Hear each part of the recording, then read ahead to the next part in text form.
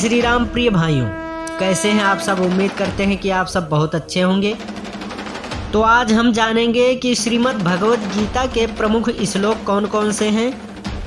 अगर इन श्लोकों का अर्थ आप लोगों ने समझ लिया तो फिर आपके जीवन को बदलते देर नहीं लगेगी। तो चलिए शुरू करते हैं वीडियो को। यानी कि नंबर 1 पे जो श्लोक आता है वो इस प्रकार है, सुनिएगा। आपका कर्म पर ही अधिकार है, फल पर कभी नहीं हो सकता। इसलिए कर्म फल की इच्छा से प्रेरित होकर कोई भी कार्य ना करें। अकर्मण्य होने की आपकी आसक्ति ना हो। यानी कि कहने का मतलब है, इसका अर्थ है आपका सिर्फ अधिकार जो है वो अपने कर्म पर है, ना कि आपके किए गए कर्म के फल पर। आपके अधिकार सिर्फ कर्म पर हैं, ना कि किए गए कर्म के फल पर। इसीलिए आप सिर्फ कर्म करें, फल की इच्छा ना रखें। इसका महत्व यह श्लोक बिना फल की चिंता किए कर्तव्य निष्ठा से कर्म करने का संदेश देता है, जो कर्म योग का मूल है। अब अध्याय 4 में श्लोक नंबर 7।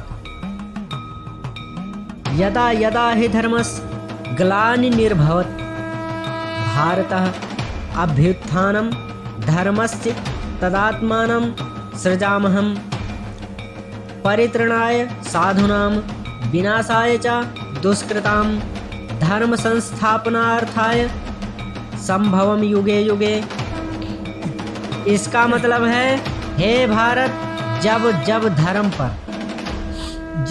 धर्म का पतन होता है और अधर्म बढ़ता है, तब तब मैं यानी कि श्री कृष्ण अवतार लेता हूँ।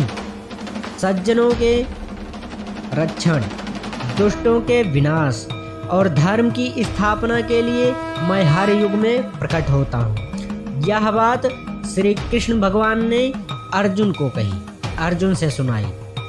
इसका महत्व श्लोक भगवान के पृथ्वी पर आने के उद्देश्य और उनके शाश्वत स्वरूप को दर्शाता है। यह श्लोक भगवान के पृथ्वी पर आने के उद्देश्य और उनके शाश्वत स्वरूप को दर्शाता है। नंबर 3 पे जो प्रमुख श्लोक है वो अध्याय 18 श्लोक नंबर 78 से आता है। यत्र योगेश्वरः कृष्णो यत्र पार्थो धनुर्धरः तत्र श्री विजयो भूति ध्रुवा नीतिर्मरितम। इसका अर्थ है, जहाँ योगेश्वर श्री कृष्ण और धनुर्धारी अर्जुन हैं, वहीं लक्ष्मी, विजय, ऐश्वर्य और अटल नीति है। ऐसा मेरा मत है। इसका महत्व यह दर्शाता है कि जहाँ धर्म और ईश्वर का साथ होता है, वहाँ निश्चित रूप से विजय और समृद्धि होती है। तो जय श्री राम मित्रों, आप सबको वीडियो कैसा लगा?